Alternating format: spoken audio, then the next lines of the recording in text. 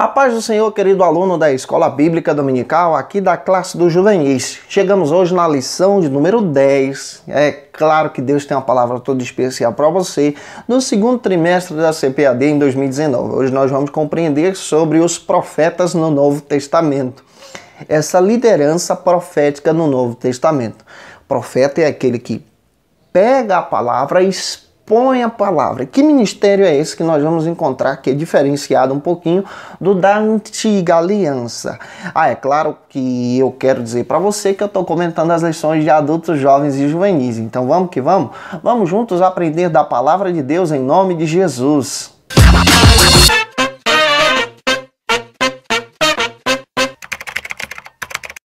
Hoje nós chegamos na lição de número 10 aqui da classe dos juvenis. Vamos compreender sobre os profetas em um Novo Testamento. Esse Novo Testamento é apresentado de uma maneira específica. E os profetas do Novo Testamento têm um ministério diferenciado dos profetas da Antiga Aliança. Eles, na Antiga Aliança, eram impulsionados pelo Espírito. Esse Espírito vinha, enchia, capacitava e depois ia embora. Já na Nova Aliança, o ministério é diferente. Esse Espírito veio, repousou e habitou nos corações. E continua até hoje. E é claro que a gente vai entender que esse profeta é aquele que expõe a palavra na pregação. Olha que coisa fantástica a gente vai entender aqui. Lembrando a você que está chegando hoje pela primeira vez, aproveita, se inscreve no nosso canal, passe a ser um dos nossos alunos. Eu vou ter o prazer, gente boa, de te receber por aqui. Deixa aí o likezinho, seu joinha, porque com isso você ajuda muito a gente a compartilhar ainda mais a palavra de Deus. Obrigado pelo seu comentário, você que faz questão de deixar aí o seu comentário. Deus te abençoe poderosamente.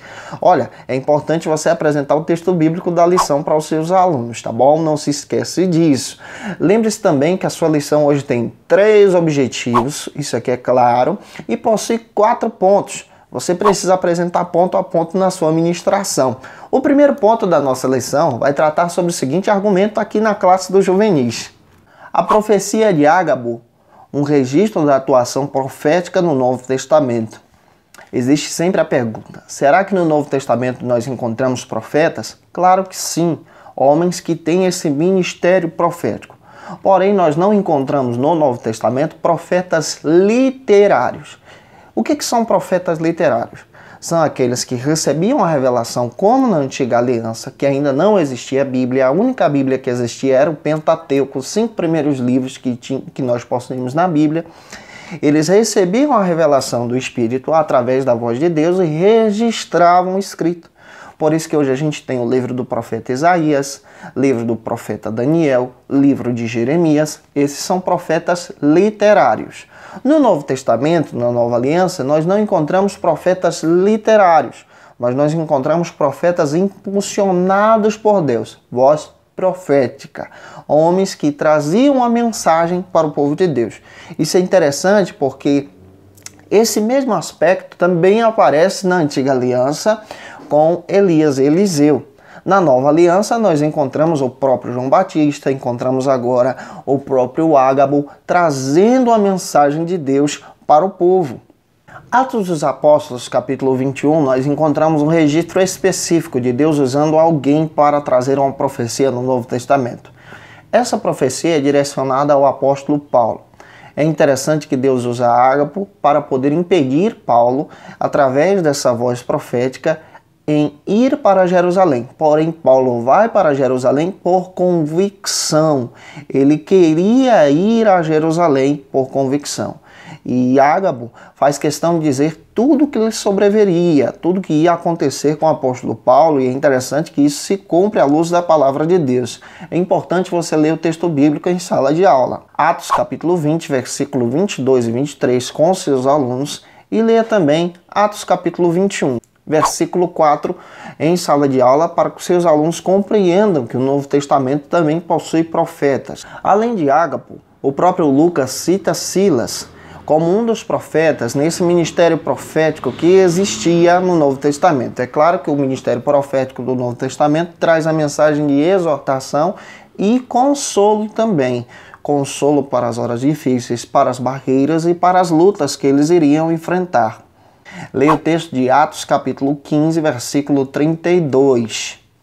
1 Coríntios 14, versículo 4, fala que o profeta tinha esse ministério de liderança na nova aliança para guiar o povo de Deus como voz do Senhor, voz ativa do Senhor.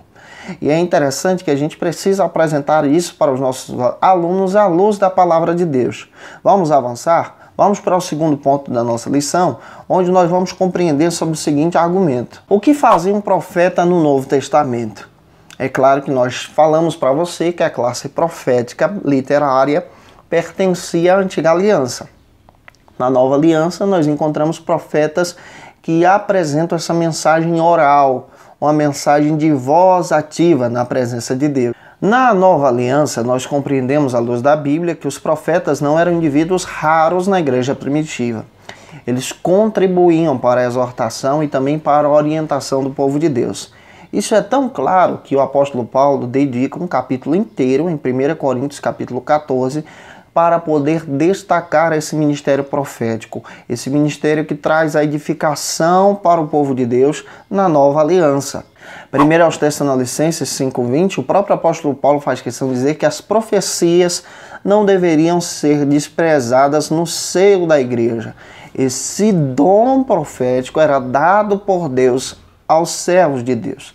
Só que agora na nova aliança, esse dom profético é estabelecido pelo próprio Deus, é uma chamada e agora ela passa a ser trabalhada como um dom, uma capacitação. É interessante que Deus usa os seus servos em profecia, em mensagem direta para a igreja ou para alguém específico, à luz das Escrituras. E os profetas da Antiga Aliança, da igreja primitiva, eram pessoas responsáveis, pessoas que tinham um caráter ilibado, pessoas que tinham uma responsabilidade em ministrar a palavra. Como nós somos profetas na nova aliança hoje, à luz da pregação do Evangelho, quando abrimos as Escrituras e expomos a palavra de Deus, como voz profética nessa pregação, entregamos essa mensagem. É claro que Deus pode usar alguém em dons específicos, como o dom da profecia, para a edificação do seu povo. Vamos avançar? Vamos para o terceiro ponto da nossa lição, que vai tratar sobre o seguinte argumento aqui em sala de aula. Profeta como visionário na igreja atual. A igreja atual, a igreja dos nossos dias, a igreja contemporânea, precisa compreender sobre esse ministério profético. O profeta é aquele que possui a visão de Deus. O próprio apóstolo Paulo, ensinando a Timóteo, capítulo 1, versículo 18, da primeira carta, ele faz questão de dizer que Timóteo deveria se apegar às profecias a respeito dele. Esse profeta aponta para o futuro. Essa mensagem no Nova Aliança descreve um futuro diferente da antiga. A antiga apontava para o passado. Por exemplo, renova os nossos dias como antes. Restaura, Senhor, a nossa sorte. Na Nova Aliança aponta para o futuro, para o porvir. E os profetas no Novo Testamento possuem um caráter específico. Eles não dizem que são profetas, mas na realidade são usados por Deus. Eles não batem no peito e dizem que têm profecias, mas muito pelo contrário, são servos da palavra. São homens e mulheres de Deus que possuem um caráter específico na ministração do Evangelho, abraçam a causa do reino, são servos de Deus. Não é um cargo estabelecido pela igreja, mas um chamado de Deus. Engraçado que tem algumas denominações que consagram a profeta. Profecia não é um cargo, na realidade é um chamado, é algo específico que Deus dá para os seus servos. Deus dá tanto para homens como para mulheres, homens que possuem caráter, comunhão com o Espírito Santo. A profecia é um dom dado por Deus na nova aliança. Avançando, vamos para o quarto e último ponto da nossa lição, que vai tratar sobre o seguinte argumento. A liderança profética que abençoa a igreja local.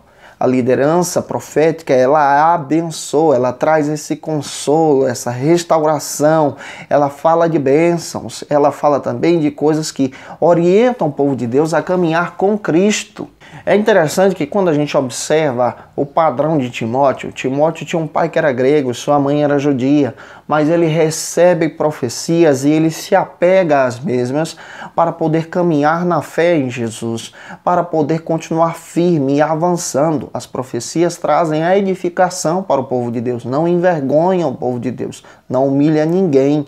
A profecia traz essa ideia de restaurar, de edificar, de trazer um renovo, de trazer algo que é bíblico para o coração.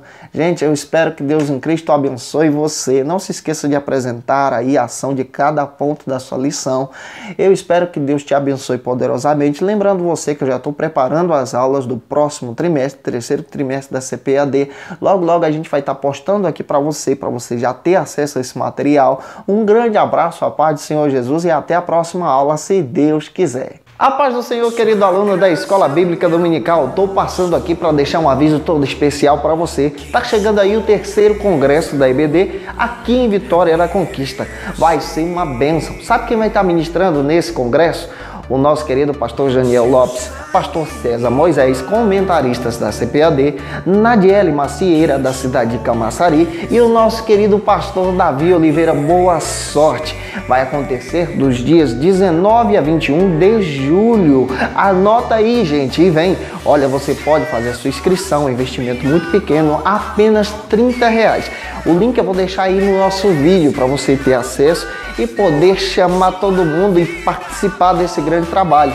O nosso endereço fica na Avenida Ilhéus, bairro Brasil, 2353, em Vitória da Conquista. Vai ser um prazer te receber aqui, em nome de Jesus. Terceiro congresso da EBD em Vitória da Conquista. O ensino que transforma. Vai ser uma bênção em nome de Jesus.